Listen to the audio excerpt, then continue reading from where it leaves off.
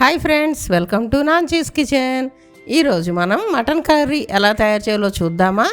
ఈ మటన్ కర్రీని ప్రెషర్ కుక్కర్తో పని లేకుండా చాలా సాఫ్ట్గా, చాలా ఈజీగా ఎలా చేసుకోవాలో నేను చేసి చూపిస్తాను. నేను చెప్పిన చిన్న చిన్న టిప్స్ ఫాలో అయ్యారంటే మీరు ఎంతో టేస్టీగా, ఎంతో సాఫ్ట్గా ఉండే మటన్ కర్రీని చేయడం నేర్చేసుకుంటారనమాట. చాలామంది మటన్ కర్రీ అనగానే చాలా గట్టిగా ఉంటుంది, సాఫ్ట్గా ఉండదేమో అనుకుంటారు.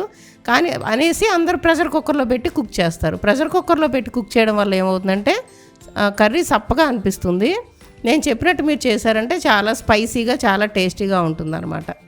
ఇప్పుడు ఈ మటన్ కర్రీని ఎలా తయారు చేయాలో చూసేద్దామా.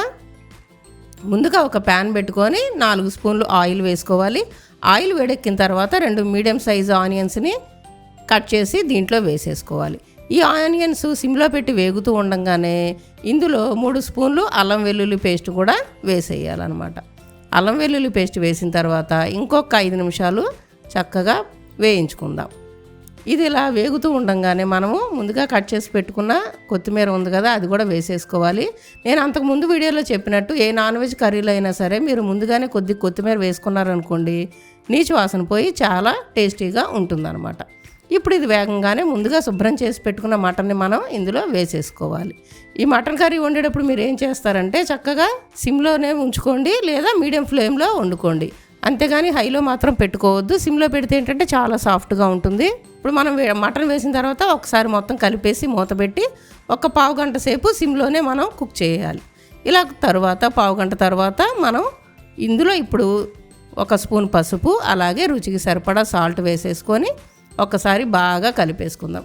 చూసారా, ఈ మనం వేసిన ఆయిల్, వాటర్ వీటిలోనే మటన్ అంతా కూడా చాలా సాఫ్ట్గా ఉడికిపోవాలన్నమాట. కుక్కర్తో పని లేకుండా అప్పుడు మీకు చాలా మెత్తగా ఉంటుంది మటన్.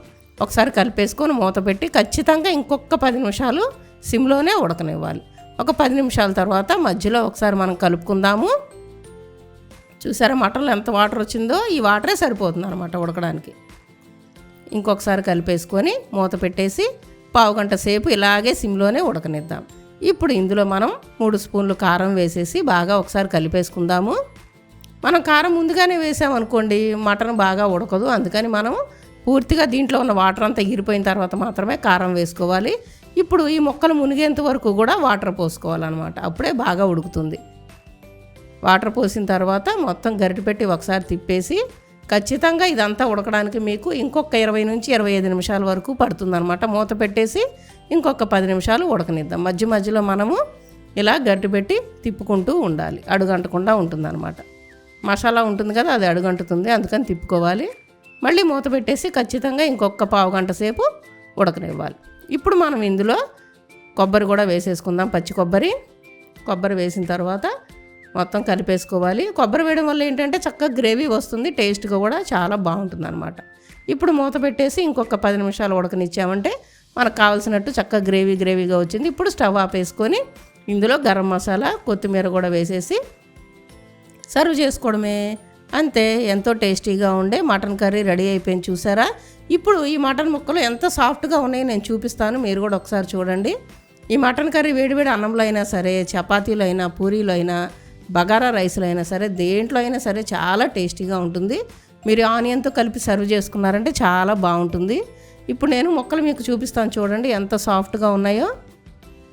చక్క 2 వేళ్లతోనే తునిగిపోయేలాగా ఉంటాయి చూడండి. మనం కుక్కర్లో కూడా పెట్టలేదు కదా, అయినా చూసారు ఎంత సాఫ్ట్గా ఉడికిపోయిందో. ఇలా నేను చెప్పినట్టు మీరు కనుక టిప్స్ ఫాలో అవుతూ చేశారంటే సేమ్ ఇలాగే మీరు కూడా ఎంతో సాఫ్ట్గా, ఎంతో టేస్టీగా ఉండే మటన్ కర్రీని చేయడం నేర్చేసుకుంటారు. అంతే, మీరు కూడా టేస్ట్ చేసి ఎంజాయ్ చేయండి.